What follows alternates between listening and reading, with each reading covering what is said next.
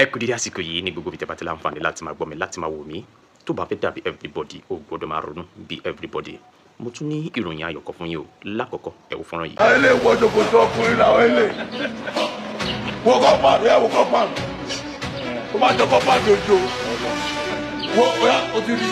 They don't need to wait for any superior order. They know when to deploy their firearms. We are tired of losing our men. Ọlọ́run ní ọba tó kí ìṣàkóso ìṣọ́ ẹ̀kọ́ àti gbádé àtàlábùbẹ́ni àgbè ọba tó ní wá lórí sọ wa. Bàbá Gani, mo ní kẹ́fọ̀ tẹ́lẹ̀.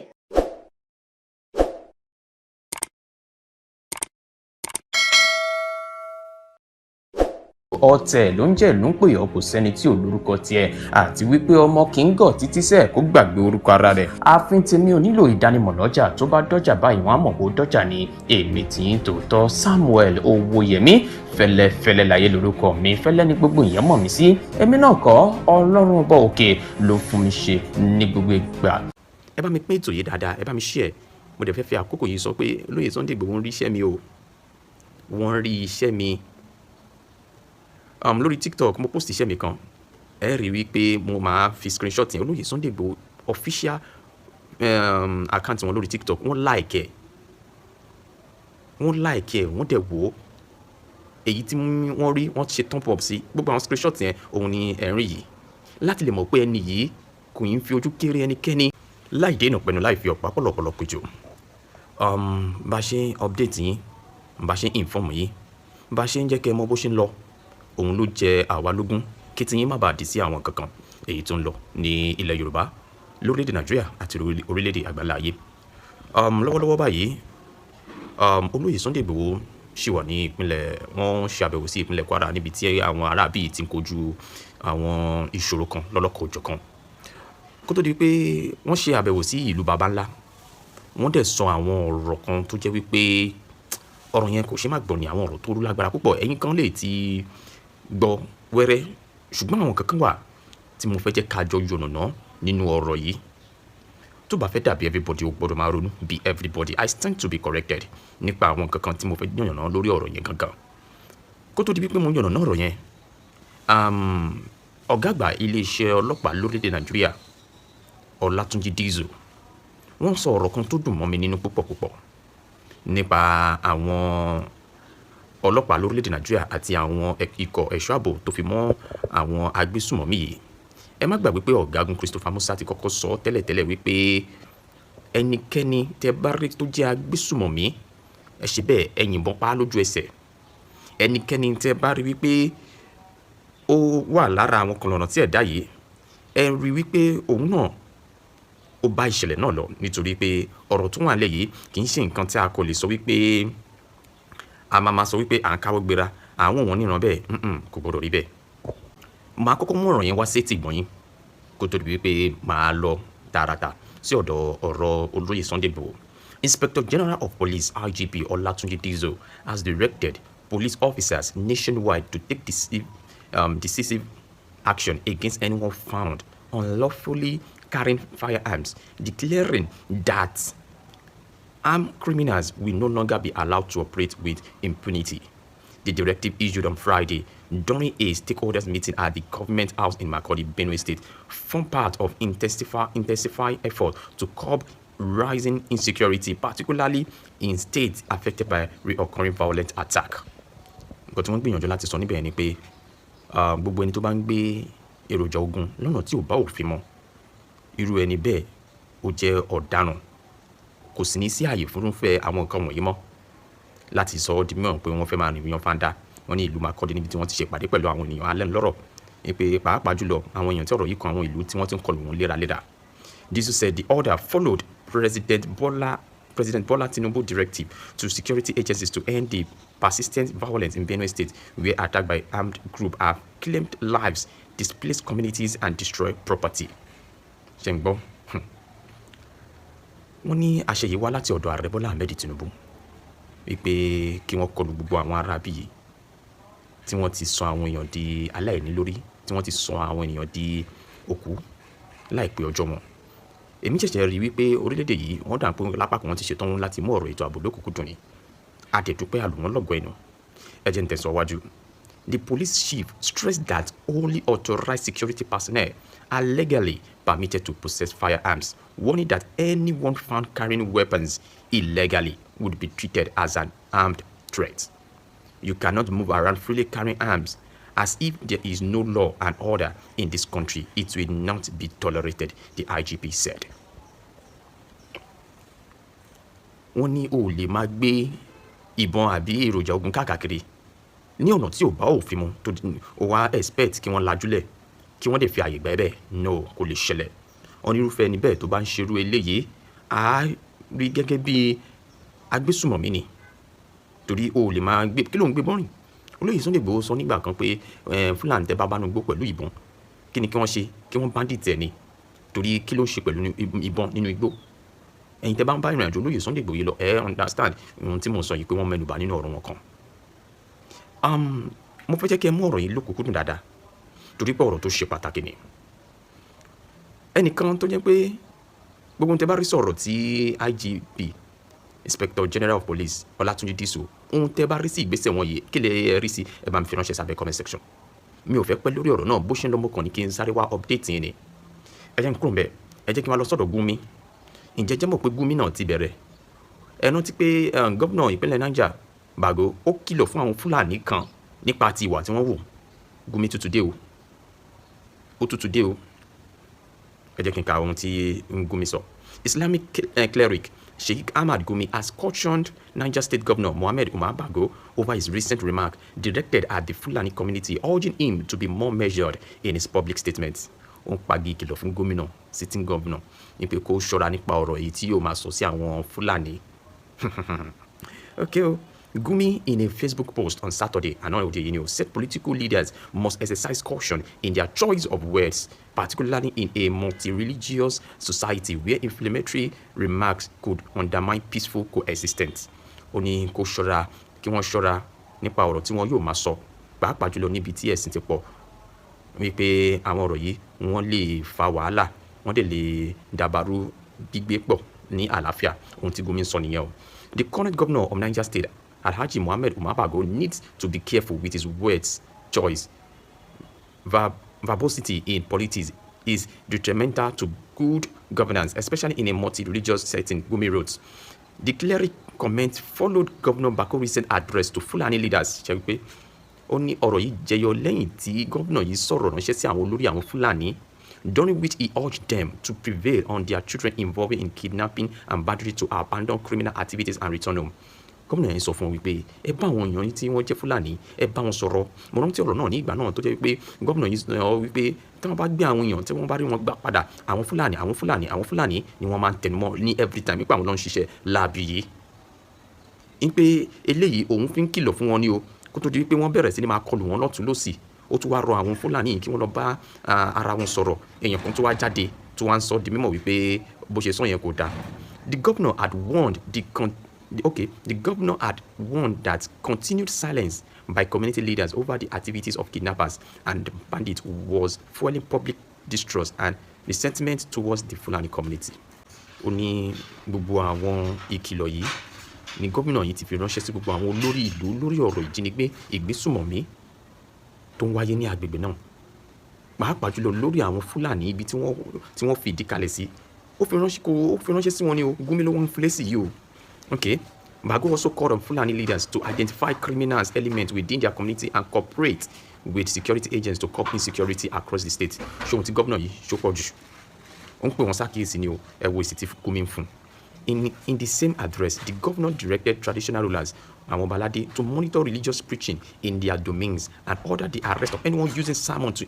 incite division among Muslim or between Muslim and Christian. He also cautioned vigilante group against taking law into their own hands and warned farmers against cultivating along government road. Gumi wá fún lésì. Ṣé mo pé lára nǹkan tó ń bá wa fínra lórílẹ̀-èdè yìí òun ní ọ̀rọ̀ ẹ̀sìn. Gómìnà yẹn èmi ò fẹ́ mọ̀ o bó ṣe jẹ́ but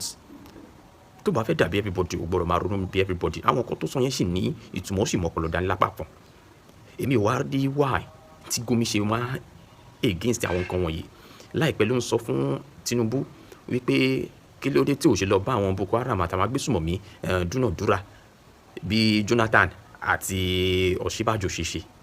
Why? Ṣé dandan ni? Ààrẹ Bọ́lá Ahmed Tinubu ti fi yé wa wípé òun ọ̀rọ̀ ètò ààbò lókùnkúndùn ló ṣe fi ààyè gba àwọn kankan tó bá notice pé gbogbo ohun tó bá ti dá lórí ọ̀rọ̀ ètò ààbò kì í fi ń ṣeré. Ó ti fẹ́ iléeṣẹ́ ọmọ ológun, ó ti fẹ́ lójú from 8 division to 12 division. Ó tún ní kí wọ́n lọ kó bí 28,000 soldiers, kí wọ́n recruit wọn, kí wọ́n kó wọn wọlé. These are the necessary measure lórí ọ̀rọ̀ security tí iléeṣẹ́ ààrẹ orílẹ̀-èdè Nàìjíríà gbé. Gumi tí wọ́n fi ohùn léde fún gọ́vùnà kan wípé kó ṣọ́ra àti máa sọ àwọn ọ̀rọ̀ kan sí àwọn Fúlàní. Ohun tí gómìnà yẹn sọ ní mo kà fún yẹn o, Cleric. Ṣó wọ́ọ̀tì kíyàn kan jáde láti máa pagi kìlọ̀ fún? Ẹ bá mi fi ránṣẹ́ sábẹ́ comment section. Tó bá fẹ́ dàbí everybody ó gbọ́dọ̀ máa ronú bí everybody. Ẹ jẹ́ ń lọ lóní tààràtà, mi fẹ́ gbà yín lákòókò púpọ̀. Bó ṣe ń lọ ni mo ní kí n wá mú wá sétí ìgbọ̀nyín. Ẹ jẹ́ ká lọ sọ́dọ̀ olóyè Sunday Igboho. Wọ́n dé ìlú baba ńlá níbi tí wọ́n ti ń kojú, mi lè sọ pé ìlú baba ńlá yìí ni wọ́n ti ṣe bẹ́ẹ̀ dà wọ́n láàmú jù. Àti àwọn agbègbè kankan ní apá gúúsù ìpínlẹ̀ Kwara. Níbi tọ́rọ̀ wá dé dúró yìí, mo sọ di mímọ̀ fún yín nínú fọ́nrán mi tàná, bẹ́ẹ̀ bá ti rí ẹjọ́ ẹ bá mi wò wípé iṣẹ́ ti bẹ̀rẹ̀ ní ìpínlẹ̀ Kwara. Àwọn kankan dẹ̀ wà tó jẹ́ pé ẹ gbọ́dọ̀ note down for record purpose. Mo ń sọ eléyìí nítorí ọjọ́ iwájú tó lóye Sunday Igboho bá kúrò ní ìpínlẹ̀ Kwara, ẹ bá bẹ̀rẹ̀ sí ní rí àwọn actions, ẹ bá bẹ̀rẹ̀ sí ní rí àwọn ìgbésẹ̀ ọlọ́gbọ́n, ẹ má jẹ́ kó yà yín lẹ́nu. Látàrí ìgbésẹ̀ tí wọ́n gbé yìí, òun ló jẹ́ kí irúfẹ́ nǹkan yẹn máa ṣẹlẹ̀ lọ́jọ́ iwájú. So note it down now. Ẹ máa note àwọn nǹkan wọ̀nyí. Wọ́n dé ọ̀dọ̀ ọba wọn ní ìlú babalá, wọ́n dẹ̀ bá wọn sọ̀rọ̀, àwọn aráàlú náà sọ̀rọ̀ lóríṣiríṣi láti jẹ́ kí wọ́n mọ̀ wípé yes, àwa ti ṣetán o láti fi àyè gba ìrú ẹkùn security network. Olóyè Sunday Igboho náà dẹ̀ ṣe àlàyé àfojúsùn ohun tí wọ́n ní lórí ọ̀rọ̀ security yìí, wípé ẹ̀yin ti ìpínlẹ̀ Kwara, àsìkò ti tó fún yín láti fi ọkàn balẹ̀, láti ní ìsinmi lẹ́yìn ọjọ́ pípẹ́ tí wọ́n fi dà yín láàmú. So all he needs now is our support. Ẹ bá mi pín ètò yìí dáadáa, ẹ bá mi share. Mo dẹ̀ fẹ́ fi àkókò yìí sọ pé Olóyè Sunday Igboho ń rí iṣẹ́ mi o, wọ́n rí iṣẹ́ mi. Lórí TikTok mo post iṣẹ́ mi kan, ẹ rí wípé mo máa fi screenshot yẹn. Olóyè Sunday Igboho official account wọn lórí TikTok, wọ́n like ẹ̀, wọ́n dẹ̀ wò ó. Èyí tí wọ́n rí, wọ́n ti ṣe thumb up sí gbogbo àwọn screenshot yẹn, òun ni ẹ̀rín yìí, láti lè mọ̀ pé ẹni yìí kò yín fi ojú kéré ẹnikẹ́ni. And there's one thing about me, tèmi bá ti like èèyàn, mo like ẹni yẹn. As far as tó bá ti ń ṣe ohun tó máa mú àlàáfíà, tó máa mú ìlọsíwájú bá ilẹ̀ Yorùbá, kì í ṣe pé mo hate anybody, but ẹ jẹ́ ká sọ̀rọ̀ síbi tí ọ̀rọ̀ wà kó lè rí bó ṣe yẹ kó rí. Ilẹ̀ Yorùbá ò ní dàrú. Àwọn tó ti lọ sí òkè òkun kó lè padà wá láyọ̀ àti àlàáfíà tí gbogbo ẹ̀ bá ní ìyànjú. Ara ìgbésẹ̀ láti jẹ́ kí gbogbo ẹ̀ kó ní ojútùú ni Olóyè Sunday Igboho ń gbé yìí. Kì í ṣe fún tara wọn nìkan, fún ti àwọn ọmọ Yorùbá náà ni. Àbí bí wọ́n ṣe ń pa wọ́n yẹn, ṣó dùn mọ́ yín nínú ni? Kó lè dùn mọ́ ẹnikẹ́ni nínú. Àmọye àwọn èèyàn ni wọ́n ti jí gbé, àwọn ọbaládé tí wọ́n ti pa, àwọn obìnrin tí wọ́n ti fipá bá lájọṣepọ̀. These are the things tí Olóyè Sunday Igboho fẹ́ fi òpin sí, kí àwọn èèyàn lè sùn, kí wọ́n lè pọ̀jú méjèèjì dé. Ẹ má jẹ́ kí n dá yín lágara ọ̀rọ̀, ẹ jẹ́ ká lọ sí ìlú babalá. Wọ́n sọ ọ̀rọ̀ kan tí mo fẹ́ jẹ́ kẹ́ note dáadáa. Ẹ dì í mú, ẹ mọ̀ pé mò ń tẹnu mọ́. Olóyè Sunday Igboho sọ ọ̀rọ̀ yẹn tó jẹ́ pé ọ̀rọ̀ tí kò ṣeé kó dànù ni. Ẹ jẹ́ ká lọ darapọ̀ mọ́ wọn. Tó bá fẹ́ dàbí everybody, ó gbọ́dọ̀ máa ronú bí everybody. But they are being used to fight a war that is older, richer, safer, that is designed by people who are older than us. And most of the time when this crisis happens, they walk away with it. They walk away without being scratched. Every one of you who have picked up a weapon, you have become a target. We are tired of this issue of attack and retaliation. When you attack, you expect retaliation. We are tired of it. And that's why I've come here today, to meet with you, to discuss with you, to bring message from you, from the President of the Federal Republic of Nigeria, that this will no longer be tolerated. This will not be tolerated. We have given instructions to our men. We are the only ones recognized to carry arms around. No other person is entitled to do that. You cannot move around freely, carrying arms as if there is no law and order in this country. It will not be tolerated. We have given them necessary instructions. We have our Force Order 237. Police officers have been told they don't need to wait for any superior order. They know where to deploy their firearms. We are tired of losing our men. We are tired of police officers, soldiers, and other members of security agencies dying anyhow. They have been instructed, they have been trained to do what is necessary. But we know we will not succeed without the cooperation of all of you seated here. And where all the stakeholders who are capable of bringing peace to this state are sitting here. And by the grace of God, I do not want to leave this state today without bringing solution to the problem we have at hand. At that,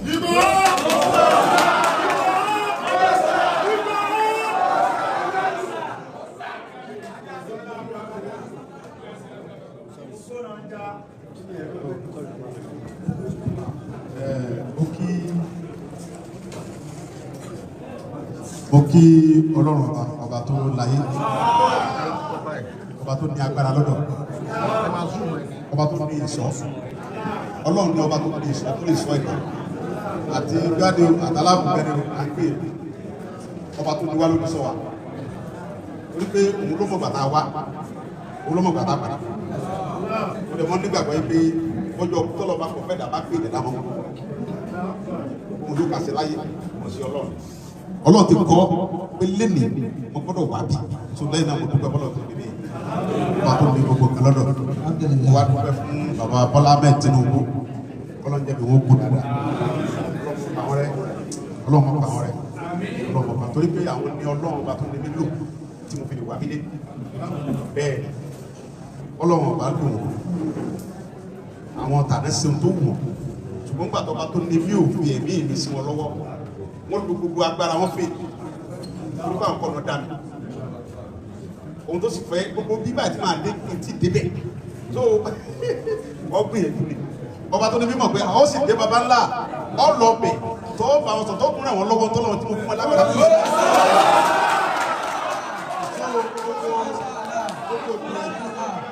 Ọlọ́run tó ní wá rí pé gbogbo gbìyànjú Buhari àgbègbè ni ọkàn ìpínlẹ̀ ọgbọ́dọ̀ mìíràn wò káyé mọ̀ mọ̀ ọ̀rọ̀ lágbára gan wọ́n lè mọ̀ pé mi Ọlọ́run ni mo ní Ọlọ́run ló ní mi ìsàgbára òun ló jẹ́ kí yẹn ṣẹlẹ̀ ṣùgbọ́n tó bàbá wa ní tí ẹnìkan bá diyọ̀ lọ́jà ẹnìkan ó tu Buhari diyọ̀ bàbá tí mo kó tu ọlọ́mọ kọ bàbá yẹn rẹ iyọ̀ ọdún ayé bàbá tí mo kó ọlọ́mọ mo kọ lẹ́yìn náà mo wá fi kí gómìnà wa ní Kwara bàbá wa Abraham oríṣiríṣi ọ̀rọ̀ lọ gómìnà wa gbà ebi tí mo sọ kọmísánná polisi wa bá mi fúnra wọn níbà wọ́n sọ pé kí wọ́n dẹni kankan lóhùn ní orí ọ̀rọ̀ tí àwọn yẹn sọ fún gómìnà yìí sí ẹ̀bá yẹn ẹni tó nífẹ̀ẹ́ mẹ̀kúnnù ni o tó dẹ̀ níbi àwọn aráàlú ẹ̀ pé kódà ó dẹ̀ sọ fún àwọn yìí pé bí Boy Scout tó bá ní agbára láti ṣe lórí ọ̀rọ̀ security Kwara State kọ́mọ bọ̀ mẹ́ ká tó wá sọ pé wọ́n gbowó tá a mọ̀ pé ó ní tó lè ṣe ọwọ́ sọ pé ń bọ̀ gómìnà sọ bẹ́ẹ̀ gbogbo ìgbà yóò tó bá gbọ́dọ̀ àfẹ́kọ́pẹ́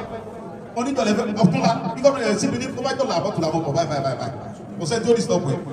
so adúpẹ́ fọlọ́run adúpẹ́ fún gómìnà kọlọ́mọ bá ṣe wọn jẹ́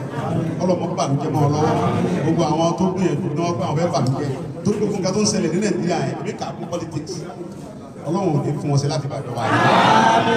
bẹ́ẹ̀ ni wọ́n á fi bàbá wa ọba lọ́rin Ọlọ́run jẹ́ kí ẹ̀mí kábíyèsí ọba Ìlọrin kókò dáadáa mo fi bàbá wa ọba lọ́rin mo fi kí gbogbo ọba pátápátá pẹ̀lú Kwara ọlọ́mọdé ọba jẹ fún àwọn bàbá wa Ọlọ́run jẹ́ mi kókò Ọlọ́run jẹ́ àríwọ̀pẹ́ ọlọ́mọdé mo ṣe rẹ̀ ọmọ yẹ̀yẹ̀ wá ṣẹ̀ṣẹ̀ kí bàbá wa wọ́n jẹ́ kábíyèsí wa ní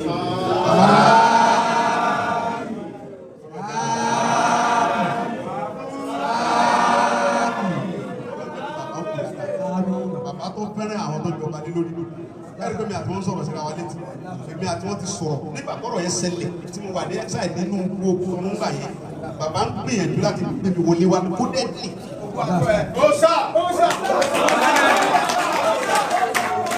Bàbá bá mi sọ̀rọ̀ fúnra ara wọn àtàwọn ọba kan pé àṣẹ tí ó lè dọ́gbọ́n yọ wọlé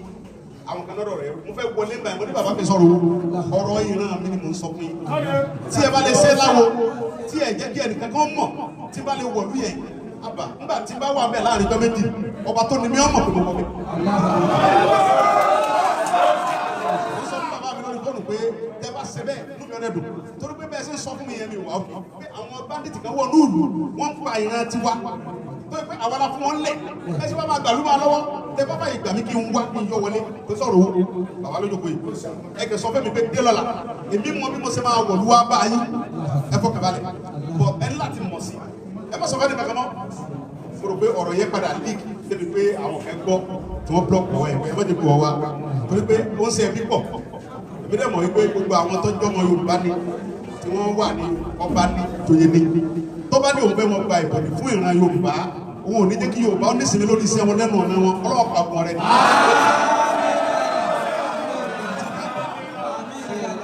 agbóyèjú gbà yẹn gan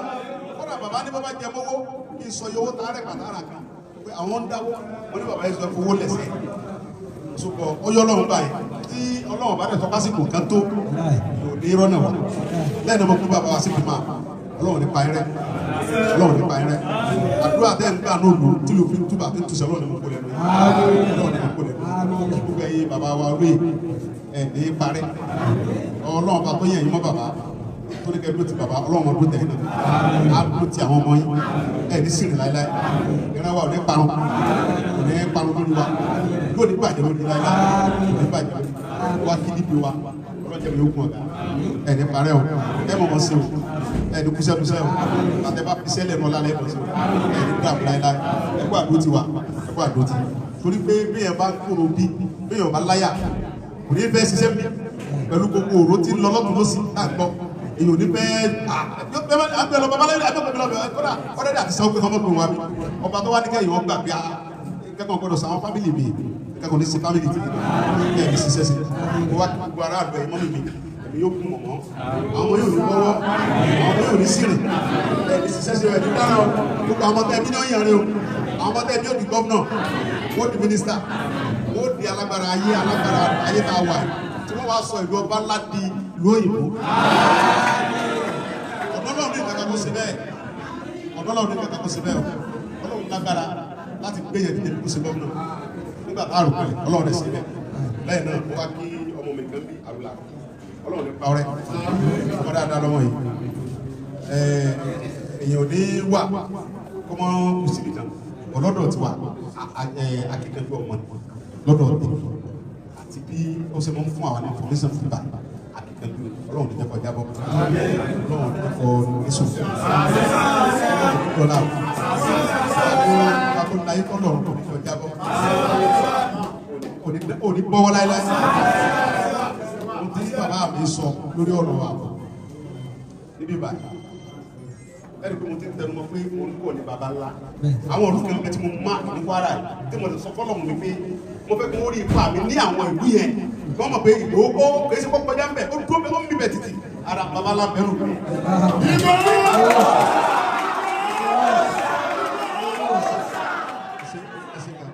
àti ibi ìlú ẹ̀kọ́ security network tí Ọlọ́run jẹ́ kí n rí orí ọ̀fẹ́ security yẹn gbà fún bàbá wa Bọ́lá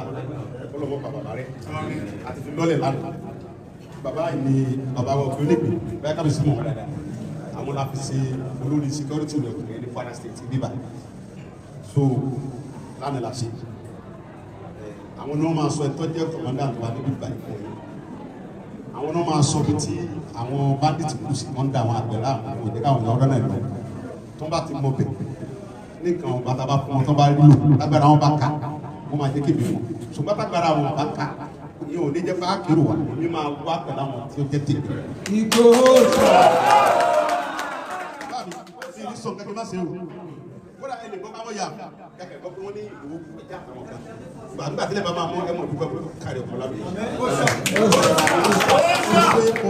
mo ní bàbá lọ́dọ̀ náà pé ìjọba bàbá Tinubu yìí tó kú bá ní tó tó kú Nàìjíríà ní àwọn ìgbésẹ̀ tí bàbá Tinubu ń gbé tẹ̀mí rí tó jẹ́ kí ọ̀tá gan-an àwọn Yorùbá gan pọ̀ fún bàbá yẹn pèsè Tinubu ni wọ́n wá gba orí pápá bá dìtì rẹ̀ Nàìjíríà èmi rí tí bá pe àìjì ní òun ní aago kan òun ọmọ àgbẹ̀ ọ̀pọ̀lọpọ̀ sẹ́la ti ṣe ní Kwara bí wọ́n káyà má tí CP wà mí àtẹ́wọ̀n pé CP lóhùn tí gbébò ní CP ń bí tí ó sùn wọ́n káyà má àtàwọn ọlọ́pàá ara tí wọ́n ti àìjì ní mọ́mọ́ tẹ̀lé mi yẹn àwọn ọlọ́pàá ara tí wọ́n dún ẹ̀ tájọ́ ń kọlu bókà tábà pé CP àìjì sọ pé tó bá ti ń gbé ẹ̀kọ́ máa gbé à ń pè wọ́n dẹ̀ gbé adẹ̀ ṣiṣẹ́ yẹn wọ́n gbogbo káyà má Niger kí lórúkọ òde sáàdú gẹ́gẹ́ bẹ̀yẹn so ta dẹ̀ ní pé ọlọ́run ó gbàkóso bẹ̀ òun tá a wọ bẹ̀ torí ẹ̀ àdìgbò jáde so now mo fi ń da yín lójú pé gbogbo tá a fẹ́ nínú ìlú yìí ní ààbò ní àlàáfíà ló ń gbogbo ẹni tó bàbá ojú bàbá ní òsè tó jẹ́ pé máa ṣe tẹ́lẹ̀ tó yẹ pé ta bá ń lo oko àmọ́ ní lọ́gbà tó wà tásùn táà ní fọkù táà ní tásùn lóko táà ní wọ́n ní mẹ́rin kankan fẹ́ wá bá wa níjọba bàbá Tinubu gbogbo ẹ̀ ní ọ̀sẹ̀ nípadà àbáríkà tó lọ gbé àbáríkà àwọn àfáà ńláńlá tó ń bẹ nú ayé àbáríkà àwọn àfáà ńláńlá àtàwọn wòlíì tó ń bẹ ní ìlú Kwara gbogbo ogun bá ní tí ó gbogbo ní padà yókù gbogbo nǹkan tí ọba bàbá ní nọ́mbà mi gan lọ́wọ́ ààrẹ tí tí màá ń gbé gan tẹ́ni kankan mọ̀ ọmọ ẹlọ kábíyèsí tó yẹ pé tí wọ́n bá sábò wọ́n máa ń mẹ́sẹ̀jì nípa wọn so gbogbo nǹkan láyé tọ́lọ́ ni gbogbo ẹ̀yin bàbá yìí ìlú yìí ṣèlú kékeré ọlọ́run bá ọ̀dẹ̀ ní kéré ìlú mo wà fún mi bàbá yìí yé tẹ́ pé mo kàn ṣeré wa mo wá pẹ̀lú yìí mo ti ń pariwo bàbá ńlá pé bàbá ńlá torí mẹ́sẹ̀jì ń kùn mí gan ìgbé ìfò tó kọ́ fẹ́ ṣe kankan ní Kwara bàbá ńlá nọ́mbà 1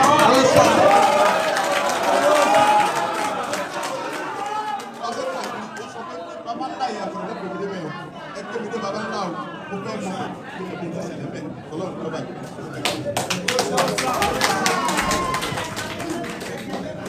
ọ̀rọ̀ lẹ ti gbọ́ lẹ́nu ọlọ́rọ̀ yìí bàbá ọ̀rọ̀ lẹ ti gbọ́ lẹ́nu ọlọ́rọ̀ kábíyèsí oṣù kan yìí báyìí gbogbo ìyànjú tí kábíyèsí ti ń gbà lórí Sunday Igboho ní gbogbo wa ti gbọ́ ẹ̀ kábíyèsí ni yóò bá a sọ̀rọ̀ báyìí.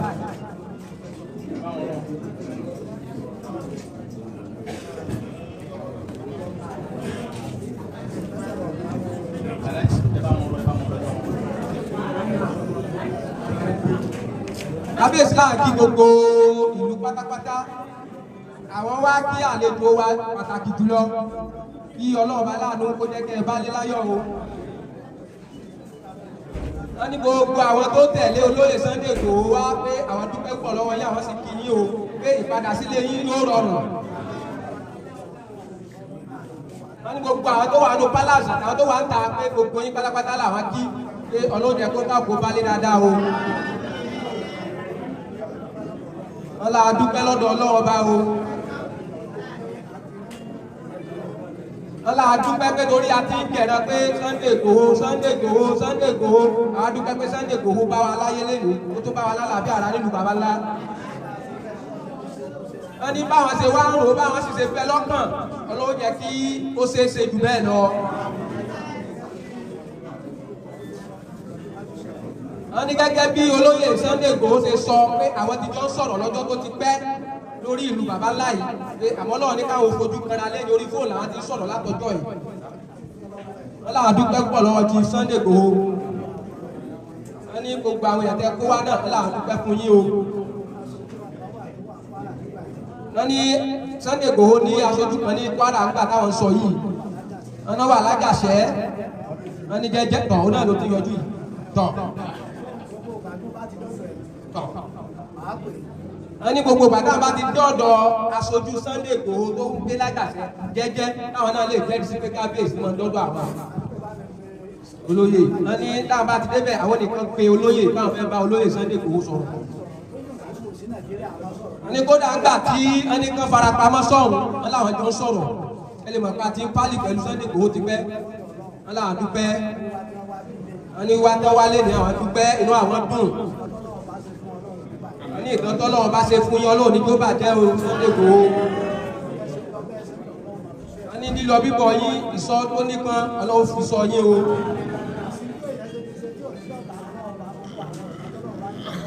wọ́n ní gbogbo ọ̀tá yín pátá ẹ fi wọ́n ṣe bàtà tẹ́wàá náà wọ̀ ọ́ kiri. kábíyèsí wa ní gbogbo ọ̀tá táwọn náà ní lọ́mọdé lọ́táwọn ní àgbàlagbà lọ́táwọn ní Ọlọ́run jẹ́ káwọn fi wọ́n ṣe bàtà wò.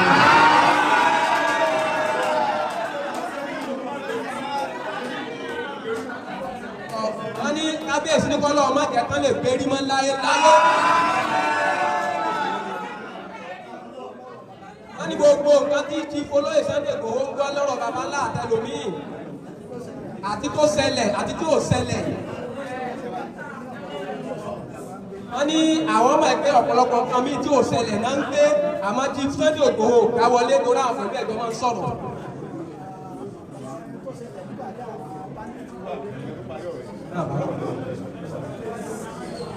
ẹ má bínú kábíyèsí mi ò fún kọ̀rọ̀ lẹ́nu yóò ọlọ́run bá tó ní mílíọ̀nù kankan ní kọ̀rọ̀ lẹ́nu láyé mo gbọ́ information kan ó sábà mi lórí rẹ̀ mo gbọ́ pé wọ́n sọ pé àwọn bandits sọ pé táwọn bá dé ẹ̀gbẹ́ ẹ̀ gbọ́dọ̀ sọ fẹ́ nìkan ó jẹ́ nǹkan tó kọ́ mi lórí pé táwọn bá dé ẹ̀gbẹ́ ọ̀ gbọ́dọ̀ sọ síta tí àwọn bá dẹ̀ sí léṣe wọ́n gbọ́dọ̀ wà tọ́jú wọn lọ́sibítù bí bandit ẹ mọ̀ pé ó sèkì ó mú nǹkan tó fi mo fẹ́ dé baba ńlá yìí nílùú tó lọ́ba tó níjọ́ yìí kí bá ní tiwa wọnú olùkọ́ tó ń bá gbẹ̀yìn ọ ẹ gbọ́dọ̀ sọ o sẹ́wọ̀n fẹ́ nǹkan tí ò dára rárá ni àwọn èèyàn máa kó ọdún ẹ̀rọ máa pa àwọn èèyàn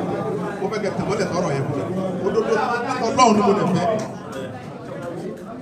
adúpẹ́ púpọ̀ question ni wọ́n ti sí kábíyèsí sì ní wọ́n ń sà wọ́n láwọn sọ pé gbogbo nǹkan tẹ́ ẹ̀ ń gbọ́ nípa ọ̀rọ̀ baba ńlá èyí tó jódodo kò tó nǹkan bẹ̀. wọ́n nínú eléyìí tẹ́ gbọ́ yìí àhún láti lẹ̀ ni kò sí òdodo kan tó kéré ò sí nínú tán sọ. mo fẹ́ bí fún ọ̀rọ̀ kábíyèsí olóyè wọ́n bá gbé èèyàn ní baba ńlá wọ́n tún fi sórí social media bí wọ́n gbé lágbájá o sẹ́ni tí ò kẹ́kẹ́ yóò pẹ́ gbọ́ mọ́ wọ́n máa fi sórí social media bí wọ́n gbé lágbájá o wọ́n ní ká mú iye báyìí pa o. ọ̀sẹ̀ tó wọ́n ní orí ẹ̀ láti sọ wípé gbogbo tẹ́ ẹ̀ ń gbọ́ nípa baba ńlá nígbà tẹ́ ìfúnra yín ti débẹ̀ ẹ̀yẹ tí wọ́n ti ń jòdòdó.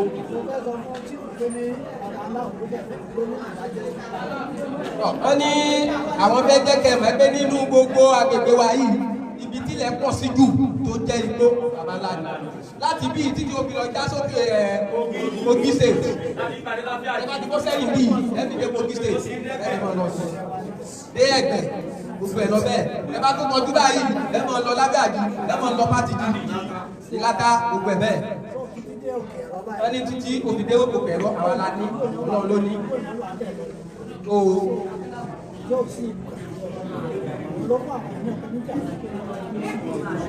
bí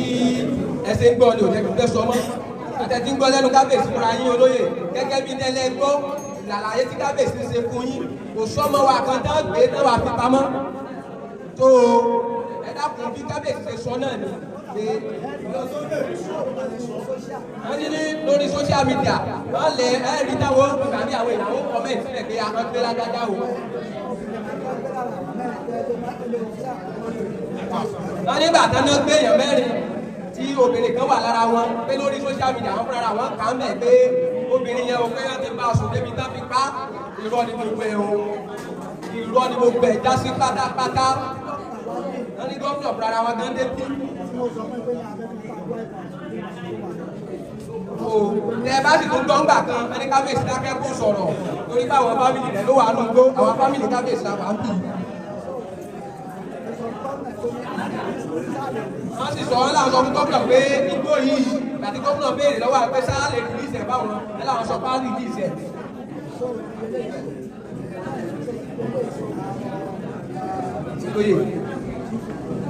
wọ́n ní délé láàárọ̀ ní gbogbo akitiyan yìí àti páyì lórí ẹ̀ tí àwọn bá ní tó fi kúrò ládùúgbò wa láti gbé gbèsè ayé rọrùn aláwọ̀ fẹ́ kẹ́ bá wa sá nípa aláàánú yóò ràn yín sí wa yóò sì rán àwa náà sí yín àdúpẹ́ ẹ dákun ní àti ìdá bá wù àtẹ́bọ̀ àwọn agbègbè tẹ́ ń tọ̀ lọ́nà kẹ́kọ́ débi ọ̀pọ̀lọpọ̀ àwọn èèyàn ti lọ kó pé fún délé àwọn fẹ́ tètè padà sílé ọjà wa àrídámọ́ kábíyèsí ní ẹ̀dá fún bá ṣe tètè rí gbogbo ẹ̀ tí gbogbo fún wa nílọ̀rùn padà ẹlòmíì ti sá lọ sẹ́kọ̀ọ́ sá lọ Kaduna sá lọ sí Ìlọrin afẹ́kọ́rẹ́ kálukú padà sílé gẹ́gẹ́ bí èrò tí kábíyèsí ní gbogbo wa tó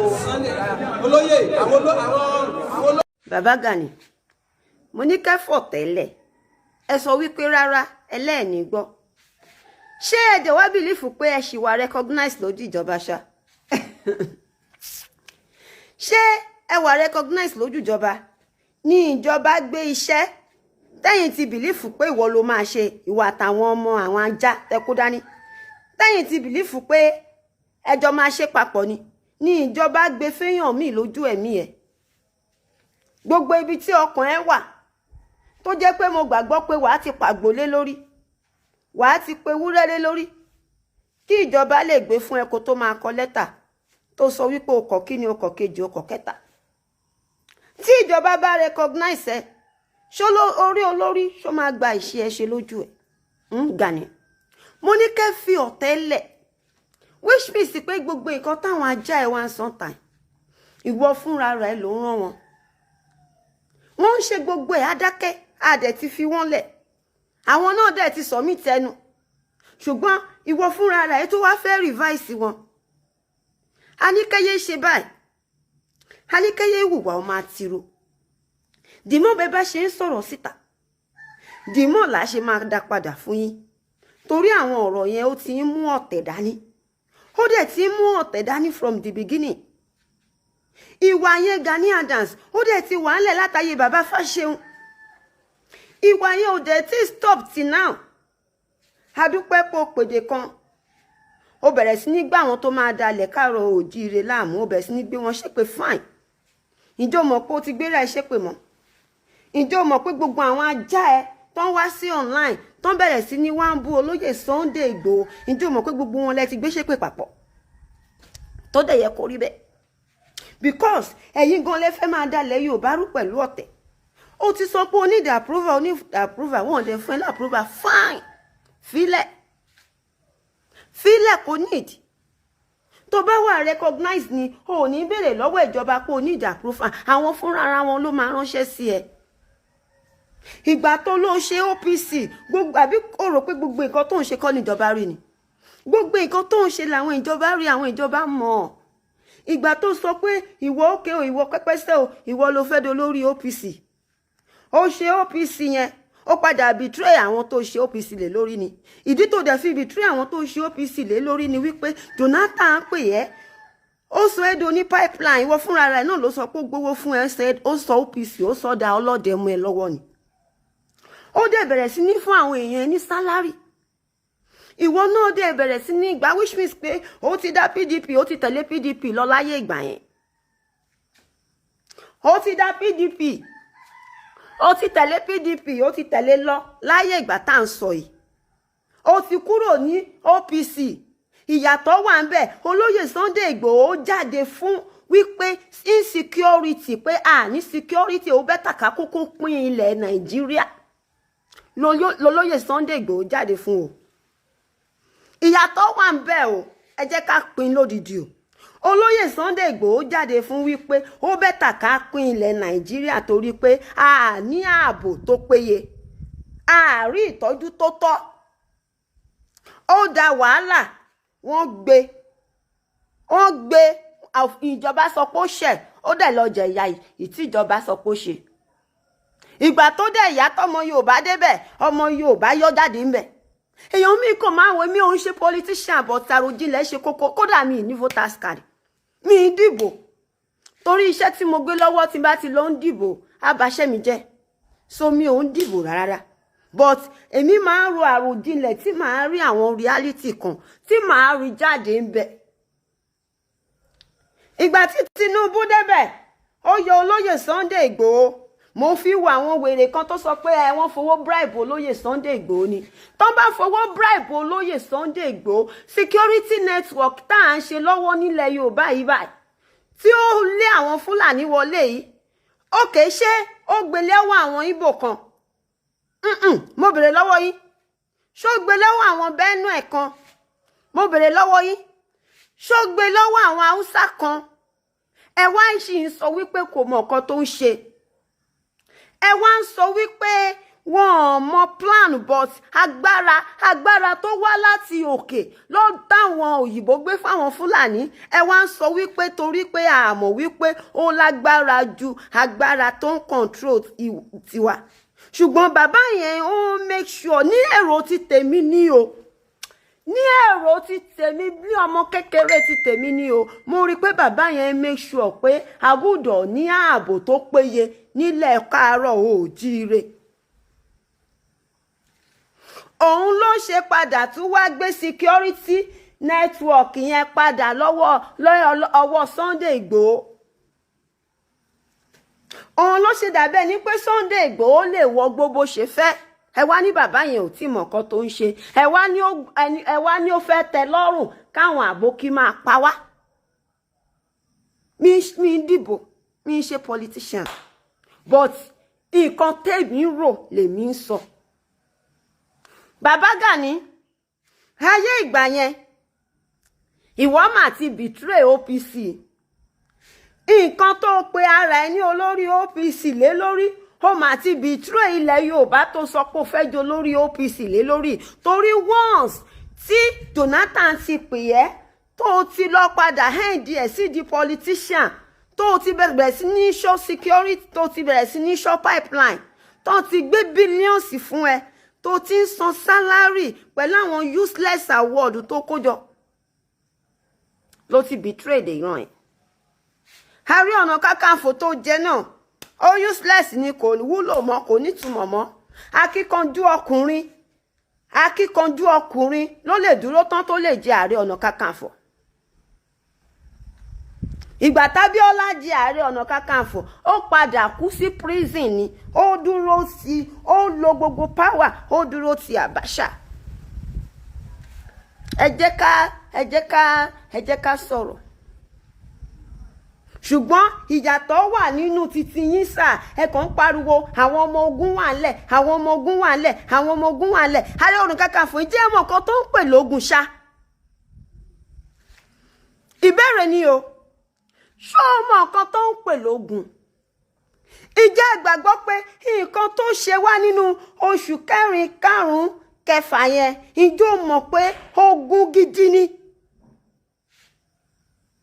ìjẹ́ mọ̀ pé olóko ò lè lọ oko onílé gan ò lè sùn láyọ̀ àtàláfíà onírìn àjò gan ò lè lọ. ìjẹ́ mọ̀ pé kò sí ogun tó jù yẹn lọ ṣá. orí Facebook ni wọ́n dúró sí tó ti ń fẹnu ja ogun. tó bá sọ wípé ìjọba ló rán wa èmi mo ti dá ọ̀rọ̀ yìí sílẹ̀ láti 2023 tẹ́ bá rántí ààrẹ. 2025 mo tún pè ẹ́ síta lẹ́lẹ́ẹ̀kejì ààrẹ kó tó di pé ó wá débi tó dé yìí. ẹ ti fail gbà ó ní láti argue ó ti fail pápátá ó ti fail gbogbo oyè yẹn ò nítumọ̀ wípé ó fẹ́ da olórí OPC ó fẹ́ da olórí ààrẹ àwọn oyè yẹn wà useless ó kàn kó kọ́rùn lásán níbi kàlẹ́ndà kò nítumọ̀ ó kàn gbórúkọ lórí ni kì í ṣe orúkọ la fẹ́ gbọ́ kì í ṣọ̀pá àṣẹ la fẹ́ rí action la fẹ́ rí wọ́n tó lẹ̀ ti ní pé ṣe náà dá ẹ lóhùn fine fi wọ́n lẹ̀ ẹni tó dẹ̀ ń torí sọ yìí òun àti gómìnà wọ́n ya fọ́tò àbí òun àti olórí civil defence wọ́n ya fọ́tò òun àti olórí ọlọ́pàá gbogbo Nàìjíríà wọ́n ya fọ́tò máa kó wọn síta wàá rí wọn. Ààrẹ Ọ̀nà Kakanfò ẹ respect ara yín ká lè respect yín tẹ́ bá sílẹ̀ ní respect ara yín ní respect yín o wọ́n ìwọ tó bá ní ìdí oògùn bílẹ̀ oògùn ojú oògùn kidney oògùn rheumatism oògùn diabetes oògùn glaucoma oògùn fibroid ẹ kàn mẹ́sẹ̀gì mi oògùn ọ̀sà ọ̀ hepatitis B hepatitis C ọ̀ ẹ fẹ́ ṣe àyẹ̀wò ọ̀ ẹ ní ìdààmú mọ́tò tán kó wá láti abroad free accident ní wọn o àwọn model oríṣiríṣi tó wọn ò dẹ̀ wọ́n púpọ̀ àbí ẹni ìdí ẹ́ńjì tán fi ń ṣe pure water tán fi ń ṣe bottled water ni àwọn èrò ìgbà tán máa ń lò fáwọn omi message ọ̀ ẹ fẹ́ ra granite ẹ fẹ́ ra òkúta ẹ fẹ́ ra iyanrìn ni ẹ fẹ́ ra ilẹ̀ lóríṣiríṣi ẹ kàn jẹ́ kí n mọ̀